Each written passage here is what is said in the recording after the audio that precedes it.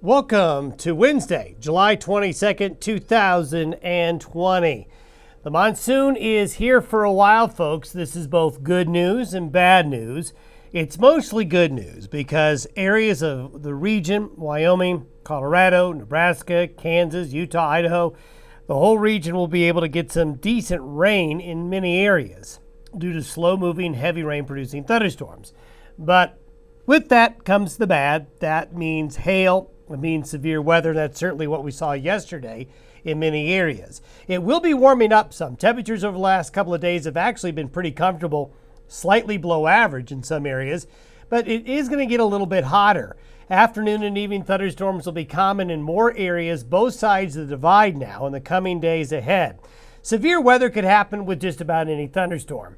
In the environment that we're in, you can expect any thunderstorm to be a big rain producer, a big producer of wind, and possibly and likely a hail producer as well.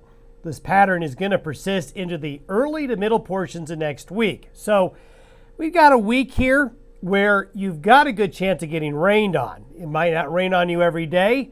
Some days you'll be missed, some days you'll be hit, but those storms are going to be out there. Here's a good example of what can happen. These are photos of hailstones collected around the northern and eastern areas of Cheyenne. Yesterday evening, golf ball to baseball size hail reported in many areas, not only in southeastern Wyoming, but parts of Nebraska, parts of Colorado as well. This is where we are with the upper level pattern. It's very well suited to bring in that subtropical moisture from the south as the high is working with this low to pump in that moisture, just a typical textbook situation to draw that moisture northward. By early next week, by Sunday into Monday, that high is still there, still pumping in that moisture. See this little guy right here? This is actually a little bit of a tropical wave, adding even more moisture to the equation later on. So through the rest of this week, through the weekend and early next week, moisture will be getting pumped into the Rockies and the High Plains region. And you can see that. This is where we're going to be this afternoon. The precipitable water, this blue and green, is showing up now west of the divide. Actually, east of the divide today, the air isn't quite as moist. It's still plenty moist for thunderstorms.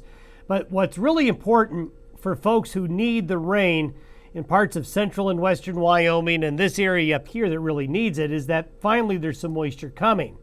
This is the water content for tomorrow, for Friday, for Saturday and Sunday, and into Monday of next week. So you can see that we're going to be in a situation here where several days of having moisture available. And as we go into the weekend, as we go into early next week, this type of regime right here is where you always get concerned about flash flooding. We talked about how late July and early August is the peak season for flash flooding, especially in Colorado and Wyoming and Utah and the Four Corners region. Because of the monsoon, the weak upper level winds, the lofty, slow moving thunderstorms. So that is something to kind of keep in the back of your mind, especially this weekend. If you're going to be camping this weekend anywhere in the Rocky Mountain West, keep your distance from creeks, rivers, and streams, as these are types of thunderstorms, we call them gully washers, where you can get a lot of rain in a short period of time.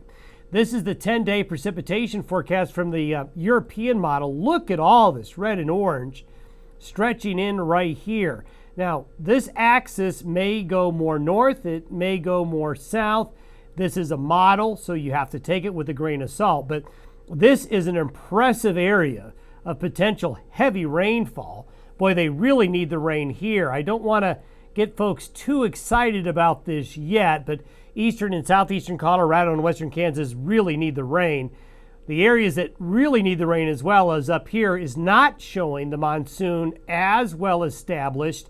I think this area is still going to be a problem with the dryness continuing overall. However, central and western areas of Wyoming, as well as northwestern Colorado and eastern Utah, will get more rain than the model is showing here from these showers and thunderstorms. But the axis of heaviest rainfall is probably going to be somewhere right along this area right here with this monsoon pattern here for the next 7 to 10 days. Thanks for listening to Watching the Day Weather Podcast. Have yourself a good Wednesday. Watch out for those thunderstorms.